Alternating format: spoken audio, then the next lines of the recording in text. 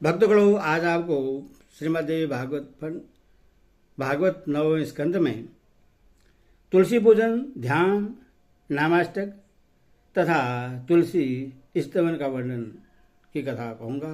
आप ध्यानपूर्वक सुनिए और इस चैनल को लाइक सब्सक्राइब जरूर करें।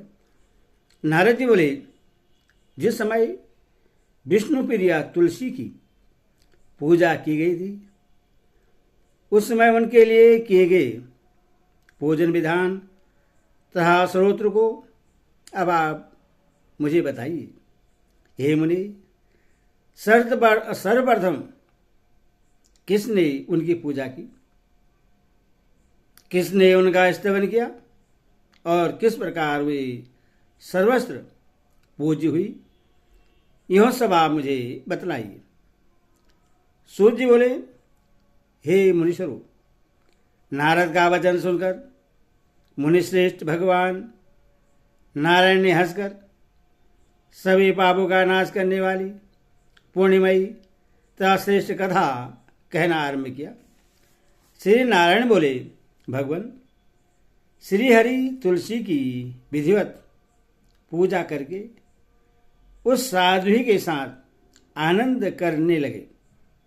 उन्होंने तुलसी को गौरव प्रदान करके उससे लक्ष्मी के समान सौभाग्यवती बना दिया।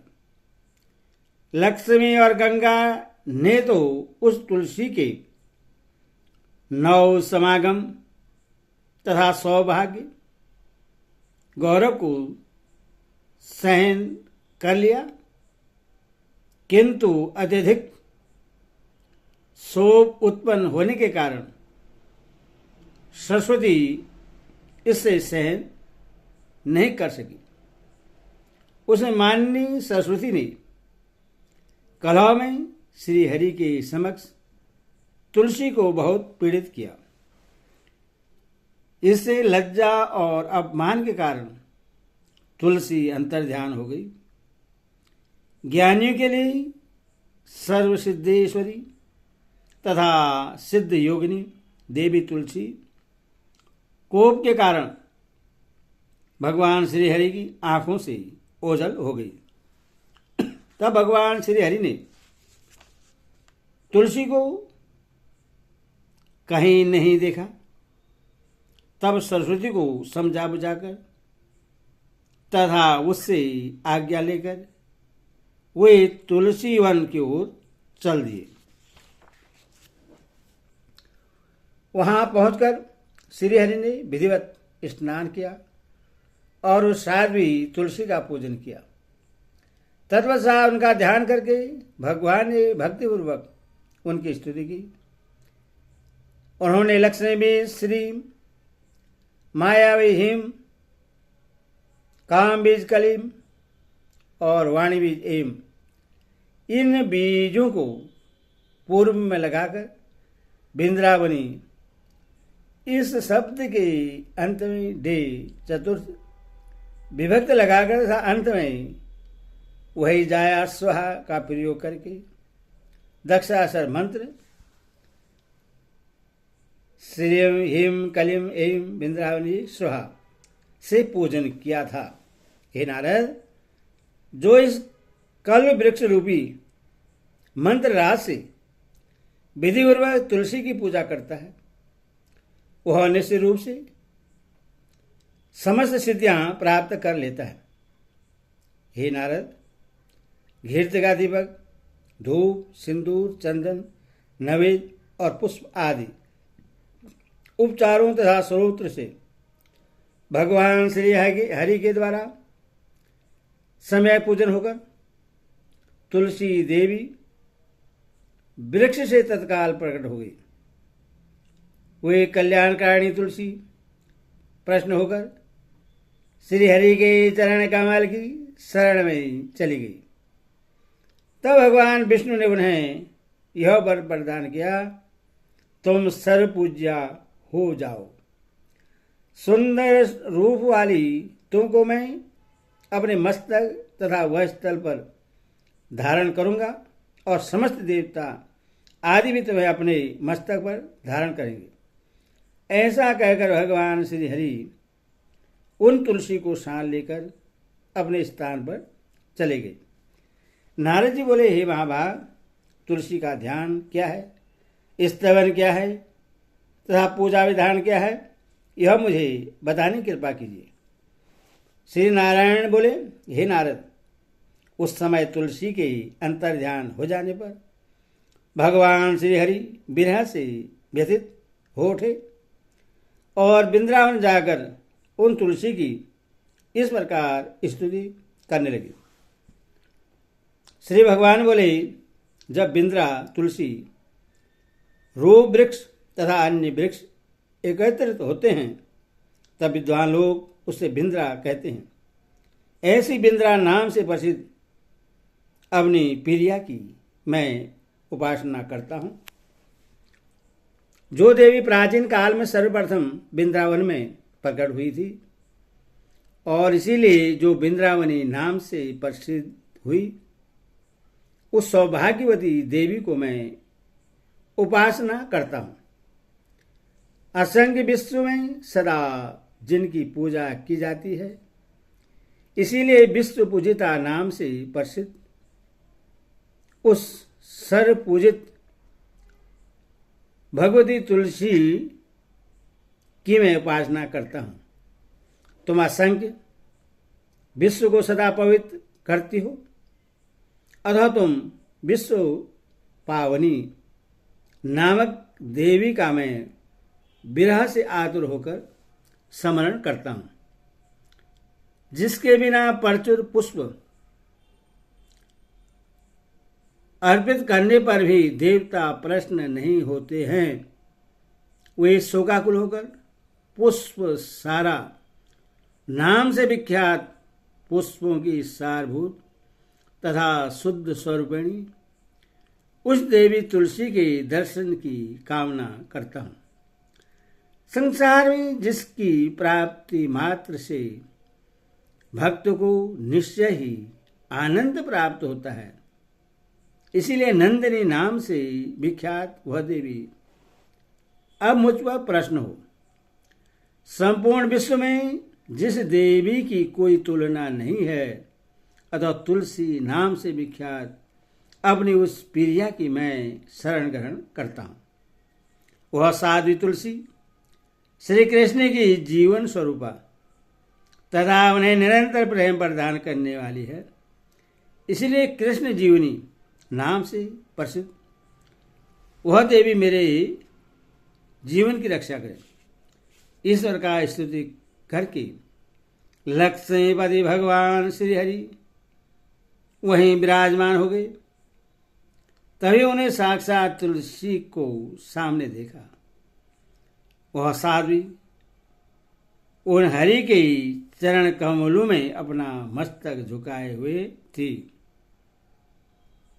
और अपमान के कारण वह मलिन तुलसी रो रही थी। ऐसी मान पूजित प्रिया को देखकर प्रेम मूर्ति श्री हरि ने उससे अपने वक्षस्थल पर स्थान दिया। तत्पश्चात सरस्वती से आज्ञा लेकर श्री हरि उससे अपने भवन में ले गए और वहां शीघ्र ही सरस्वती के साथ उसकी प्रीति करवाई। श्री हरि ने उससे वरदान किया, तुम सबके लिए तथा मेरे लिए पूजनीय, सिर पर धारण करने योग्य, वंदनीय तथा मान्य हो जाओ। भगवान विष्णु के इस वरदान से वे देवी तुलसी परम संतुष्ट हो गई और सरस्वती ने उन्हें पकड़कर अपने पास बैठा लिया। हे नारद, उस समय लक्ष्मी और गंगा के मुख पर मुस्कुराहट आ गई और उन्होंने विनम्रता पूर्वक उन साध्वी तुलसी को पकड़कर घर में प्रवेश कराया। बिंद्रा, बिंद्रावनी, विश्वपूजिता, विश्वपावनी, पुष्पसारा, नंदनी, तुलसी तथा कृष्ण जीवनी, ये तुलसी के 8 नाम हैं। जो मनुष्य तुलसी की विधिवत पूजा करके नाम के अर्थों से युक्त 8 नामों वाले इस नामाष्टक स्तोत्र का पाठ करता है, वह अश्वमेध यज्ञ का फल प्राप्त करता है। कार्तिक पूर्णिमा तिथि को तुलसी का मंगलमय पार्किट हुआ था। उस समय सर्वप्रथम भगवान श्री हरि ने उनकी पूजा संपन्न की थी, अथवा जो मनुष्य उस दिन उन विश्व पावनी तुलसी की भक्तिपूर्वक पूजा करता है, वह समस्त पापों से मुक्त होकर विष्णुलोक जाता है। जो व्यक्ति कार्तिक महीने में भगवान विष्णु को तुलसी पत्र अर्पण करता है, वह 10,000 गायों के दान का फल निश्चित रूप से प्राप्त करता है। इस नामाष्टक स्तोत्र के स्वर्ण मात्र से पुत्रहीन को पुत्र प्राप्त हो जाता है, भार्याहीन को भार्या मिल जाती है, बंधुविहीन को बंधुओं की प्राप्ति हो जाती है, रोगी रोग मुक्त हो जाता है, बंधन में पड़ा हुआ व्यक्ति बंधन से छूट जाता है, भयभीत मनुष्य निर्भय हो जाता है और पापी पाप से छूट जाता है। हे नारद, इस प्रकार मैंने आपको तुलसी स्तोत्र बतला दिया। अब उनका ध्यान तथा पूजन विधि सुनिए। आप भी तो वेद में कड़व शाखा के अंतर्गत प्रतिपादित इनके ध्यान के विषय में जानते ही हो। तुलसी का ध्यान पापों का नाश करने वाला है, अथवा उनका ध्यान करके बिना आह्वान किए ही तुलसी के वृक्ष में विविध पूजनोपचारों से पुष्पों की सारभूता पवित्र अत्यंत मनोहर और किए गए पाप रूपी ईंधन को जलाने के लिए प्रज्वलित अग्नि की शिखा के समान साध्वी तुलसी की भक्तिपूर्वक पूजा करनी चाहिए। पुष्पों में किसी से भी जिनकी तुलना नहीं है, जिनका महत्व वेद में वर्णित है, जो सभी अवस्थाओं में सदा पवित्र बनी रहती है, जो तुलसी नाम से प्रसिद्ध है, जो भगवान के लिए सिरोधारी है, सबके अभिष्ट है, तथा जो संपूर्ण जगत को पवित्र करने वाली है, उन जीवन मुक्त मुक्तदायिनी तथा श्री हरि की भक्ति प्रदान करने वाली भगवती तुलसी की मैं उपासना करता हूँ।